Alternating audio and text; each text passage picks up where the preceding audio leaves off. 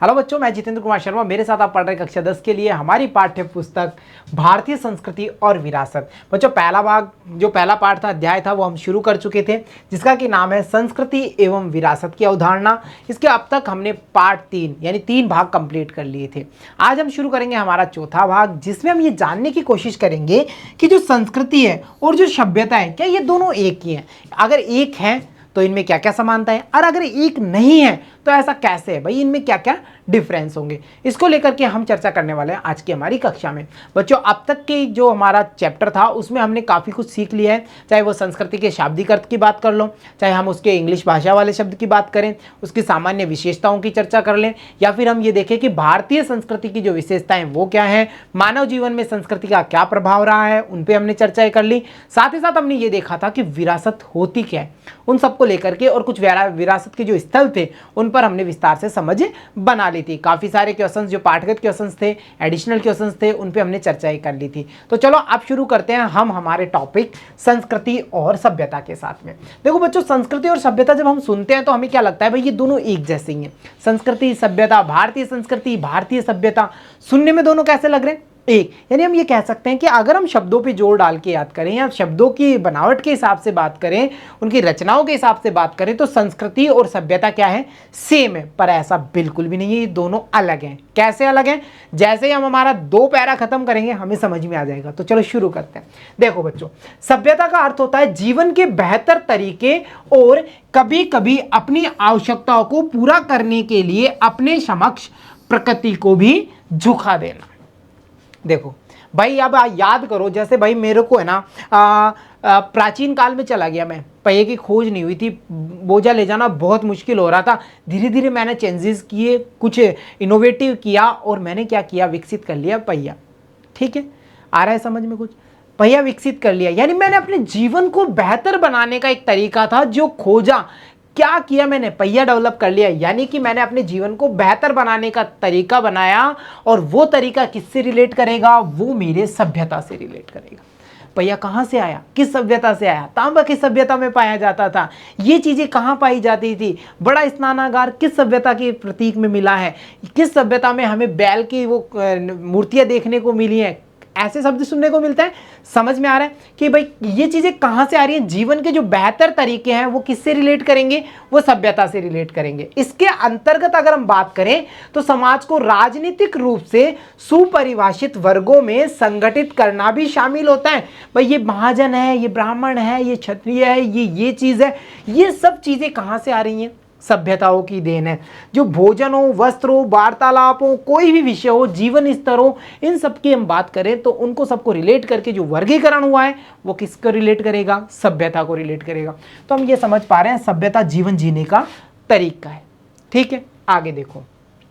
मनुष्य अपनी बुद्धि का प्रयोग कर विचार व कर्म के क्षेत्र में जो सृजन करता है उसी को संस्कृति कहते हैं। विचार और कर्म के क्षेत्र में, ठीक है, जीवन जीने का तरीका किससे रिलेट करेगा? सभ्यता से। वैचारिक हो, संप्रेक्षण हो, वार्तालाप वाला तरीका हो, वो किससे रिलेट करेगा? हमारी संस्कृति से। और अपनी भौतिक आवश्यकताओं की पूर्ति के लिए मनुष्य प्रकृति के साधनों का जिस ढंग से उपयोग करता है उसी को सभ्यता का निर्माण होना कहते हैं। देखो बच्चों, ध्यान से समझना, ये दोनों चीज़ें इतनी मिली हुई हैं कि हम थोड़ा कंफ्यूज हो सकते हैं, बट हमें कंफ्यूजन लेके घर नहीं जाना, बिल्कुल भी कंफ्यूजन खत्म करना है। तो देखो, सभ्यता क्या कह रही है? सभ्यता कह रही है जीवन को बेहतर बनाना है, इनोवेशन करना है, चाहे प्रकृति झुके तो झुके। कभी कभी तो ऐसा होता है कि अपनी आवश्यकताओं की पूर्ति के लिए हम हमारे समक्ष प्रकृति को भी झुका देते हैं, कुछ ऐसा इनोवेशन कर लेते हैं, कुछ ऐसा जीवन जीने का तरीका अपना लेते हैं कि जो नेचर है उसके अगेंस्ट चले जाते हैं। पर संस्कृति ऐसा नहीं करती। संस्कृति ऐसे विचारों को जन्म देती है, ऐसे कर्म के क्षेत्रों में सृजन करती है जो उसको सांस्कृतिक विशेषताएं देते हैं, और अपनी आवश्यकताओं की पूर्ति करने के लिए इस विचारों का उपयोग करते हुए जो प्रकृति के साधन है उनका उचित ढंग से प्रयोग करके क्या विकसित की जाती है? सभ्यता विकसित की जाती है। सभ्यता किस पे आधारित होगी? संस्कृति पर आधारित होगी। ये बात बिल्कुल समझ में आ गई। अरे भाई, खान पान का तरीका कहां से आ रहा है? संस्कृति से आ रहा है। अपना कौन रहा है? एक सभ्यता अपना रही है। तो हम ये समझ पा रहे हैं कि संस्कृति में निर्माण होता है और सभ्यता में उसे फॉलो किया जाता है अपने जीवन जीने के तरीके के लिए। दोनों चीज क्लियर? चलो इसके बाद में आगे हम बात करें, संस्कृति का संबंध आंतरिक अनुभूति से है। ज्ञान मिला, अध्यात्म मिला, कहाँ से मिला है? संस्कृति से मिला है ना, जिनमें हृदय मन की पवित्रता निहित होती है। इसमें कला है, विज्ञान है, संगीत है, नृत्य दर्शन है, साहित्य सृजन है और मानव जीवन की उच्चतर उपलब्धियां हैं, चाहे वेद हो, उपनिषद हो, संस्कृतियों से आ रहे हैं ना। इसमें ये जो सारी गतिविधियां हैं, ये सारी जो चाहे कला से लेकर के उच्चतर उपलब्धियों तक हो, इन्हें हम कहते हैं सांस्कृतिक गतिविधियां, जिनमें संस्कृति की झलक आएगी। अरे भाई देखो, उड़िया डांस की बात कर रहे हैं, एक प्रॉपर क्षेत्र का डांस है, संस्कृति है, वहाँ की संस्कृति है ना। घूमर की बात कर रहे हैं, एक डांस की कला है, एक बहुत ही प्यारी कला है। कहाँ से बिलोंग कर रही है? राजस्थान से बिलोंग कर रही है, तो एक क्षेत्र विशेष की संस्कृति से बिलोंग कर रही है। इतनी बात समझ में आई।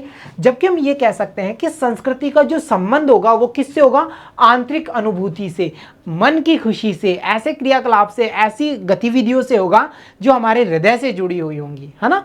और इसके साथ साथ देखिए, संस्कृति मानव के अंतर्मन का उच्चतम स्तर है। मानव केवल शरीर मात्र नहीं है, वह 3 स्तरों पर जीता है और व्यवहार करता है, और ये तीनों स्तर हैं भौतिक, मानसिक और आध्यात्मिक। अरे भाई, खाना खा रहे हैं, भौतिक स्तर पे खाना खा के थोड़ी सी तृप्ति हुई है, मानसिक स्तर पे संतुष्टि मिल गई, और आध्यात्मिक भगवान भजन में जुड़ गए हैं हम, तो ये हमारा आध्यात्मिकता वाला पक्ष होगा। तो बच्चों, यहाँ हम ये कह सकते हैं कि संस्कृति और सभ्यता दोनों शब्द अलग हैं। संस्कृति जहाँ एक वैचारिक बातों पर निर्भर करती है, मन की आंतरिक अनुभूतियों पर निर्भर करती है, वहीं सभ्यता जीवन जीने के तरीके पर निर्भर करती है। प्रकृति का सृजन या प्रकृति की जो चीजें हैं उनका उपयोग करते हुए संस्कृति के माध्यम से सभ्यताएं विकसित की जाती हैं। सभ्यता में कभी कभी अपने निजी स्वार्थ के लिए प्रकृति को भी झुका दिया जाता है। ये दोनों तीनों अंतर आप आराम से मेंशन कर सकते हो, कोई दिक्कत नहीं, कोई कंफ्यूजन नहीं होना चाहिए, ठीक है। इसके बाद में बच्चों हम चर्चा ये कर लेते हैं और आगे देखिए, जबकि अगर सामाजिक और राजनीतिक रूप से जीवन जीने के उत्तरोत्तर उत्तम तरीकों और चारों ओर की प्रकृति के बेहतर उपयोग की बात की जाती है तो उसे हम सभ्यता कहते हैं। आध्यात्मिकता किससे जुड़ी होगी? संस्कृति से। राजनीतिक पक्षों और सामाजिक पक्षों वो किसको रिलेट करेगा? सभ्यता को। अरे देखो, मन में विचार आया अच्छी सी सभ्यता को विकसित करने का, तो संस्कृति कुछ तत्व देगी। इसका रहन सहन ऐसा होगा, इसकी वेशभूषा ऐसी होगी, रीति रिवाज ये माने जाएंगे, ये संस्कृति को ये अपनाएगा और ये सभ्यता बन जाएगी। परंतु सभ्यता क्या करती है? अपने सामाजिक और राजनीतिक रूप से जो उच्चतर नियम है, जीवन जीने के तरीके हैं, उन्हें अपनाती है और क्या बन जाती है? वो सभ्यता बन जाती है। सभ्यता में सामाजिक पक्ष और राजनीतिक पक्ष महत्व होते हैं, जबकि सांस्कृतिक पक्ष की बात करें यानी सांस्कृतिक पक्ष की बात करें वो संस्कृति में मेजर करता है, और सांस्कृतिक पक्ष में भी आध्यात्मिकता सर्वोपरि होती है वहाँ पे, ठीक है। चलो इसके बाद में हम कह सकते हैं, परंतु सुसंस्कृत होने के लिए यह पर्याप्त नहीं कि आपका सामाजिक और राजनीतिक जीवन या ढांचा मजबूत हो, बल्कि आपकी जो बुद्धि है, अंतरात्मा है, यानी आध्यात्मिकता वाला जो पक्ष है वो भी उसमें अभिव्यक्त होना चाहिए। और जब ये अभिव्यक्ति हो जाती है तो उसे हम क्या कहते हैं? उसे ही हम संस्कृति कहते हैं। संस्कृति के साथ एक शब्द रिलेट कर लेना, अंडरलाइन करके लिख लेना कि संस्कृति का मतलब हो गया आध्यात्मिक पक्ष ले लेंगे और ऐसा जीवन जीने का तरीका लेंगे जहां पर अगर सामाजिक और राजनीतिक हस्तक्षेप ज्यादा है, उनको उच्चतर माना गया है, तो वो हमारी सभ्यता को इंगित करेंगे। क्लियर हो गया? चलो इसके बाद में हम चर्चा कर लेते हैं कुछ पाठगत प्रश्नों की। देखो बच्चों, पाठगत पहला प्रश्न क्या कह रहा है? सभ्यता से आप क्या समझते हैं? देखो, संस्कृति और सभ्यता जब हमने पढ़ा तो हमने ये जानने की कोशिश की थी कि सभ्यता सामाजिक और राजनीतिक पक्ष पर बिलोंग करती है और उनके जीवन जीने का तरीका उच्चतर होगा, यानी कि सामाजिक पक्ष और राजनीतिक पक्ष हावी होंगे, वो सभ्यता होगी। तो देखो हम यहाँ मेंशन कर सकते हैं कि सभ्यता का अर्थ है जीवन के बेहतर तरीका, यानी जीवन जीने का जो बेहतर तरीका है उसे ही हम क्या कहेंगे? सभ्यता। हाँ, ये बात अलग है कि इस सभ्यता को विकसित करने के लिए कभी कभी प्रकृति को भी रोंदा जाता है, उसको भी अपने समक्ष झुका लिया जाता है। अगला प्रश्न हमें कह रहा है, क्या सभ्यता व संस्कृति एक ही है? अजी बिल्कुल। अगर हम बात करें सभ्यता और संस्कृति की तो जब सुनते हैं तो क्या लगता है दोनों एक है, परंतु हमने ये पैराग्राफ्स पढ़ लिए और अच्छे से नॉलेज ले लिया तो अब हम कहेंगे कि ये एक है? नहीं, हम बिल्कुल नहीं कहेंगे। तो हम आंसर क्या मेंशन करेंगे? नहीं, सभ्यता और संस्कृति प्राय एक ही अर्थ में प्रयुक्त किए जाते हैं। कई बार हम कह देते हैं ना, अरे भारतीय संस्कृति, भारतीय सभ्यता, पर बात यह है कि ये एक ही अर्थ में तो प्रयुक्त किए जाते हैं, परंतु दोनों का अर्थ क्या है? बिल्कुल अलग अलग है।